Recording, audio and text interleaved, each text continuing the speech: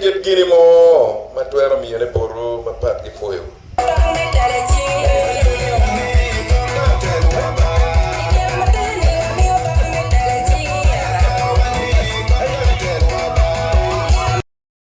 One come Hadek na Atiak sub-county la dieta kera Samuel ugi ko yupe me limo parish is diju matie ya Atiak sub-county ilimo Parwac. Yuman kono eni utime ki chok ki gangkwan pongduo primary school matie ya Atiak sub-county. Man yuma en pulkara timo mwaka medwa ko forge bol kui mimi kui machara one come Hadek ni sub-county na Atiak. E yuman bena kera yar kama leng ngoma eni tiyo yuma ngwen malwa ko chwale kire machana won ko ma de sub county man e yup eno choko dulu tela ma pol tela mekin gang tela fragmente kilo tik ma papa robertie e yuman robertie pongdo ma choki pongdo primary school ma chi Atiak sub county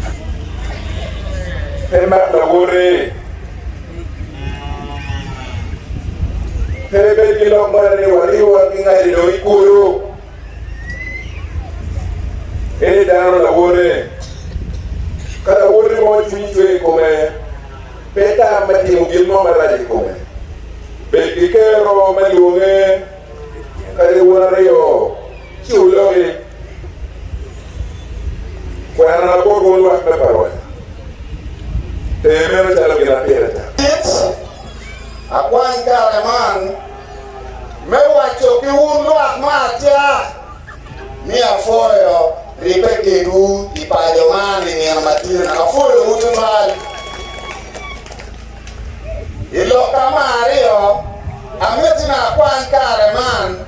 me foyo twinkima muti kanyotiwa machale lutela mameku afoyo ututwal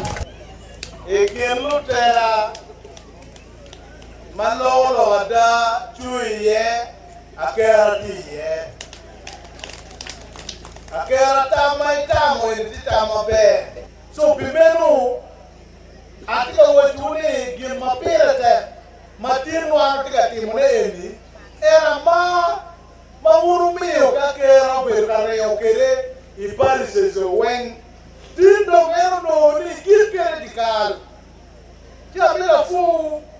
afu atira bimama mio kila telmani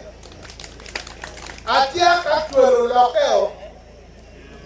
Atiak lokeo tuen akero tira mabone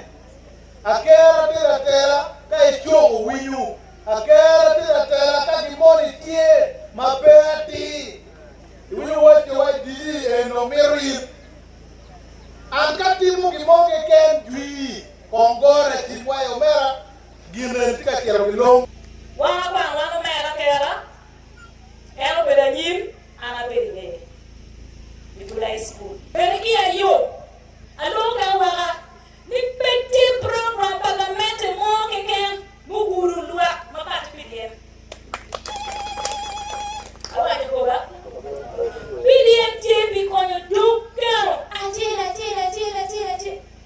mati ngikami kiri fulbeno paiba akera wangu o Lometi Tiobiin, Tioni, Tikani, Piparis mei aye, Lwak matia, Matek. Ketio, ibikela la gange, yopagamente weko kontilo gina itio. Weko mwaka ni oben mwaka metich. Kagorti gangi ni tenge wike bui pingo pero ni tie pingo pe arti kanyere penta barabero titi kitio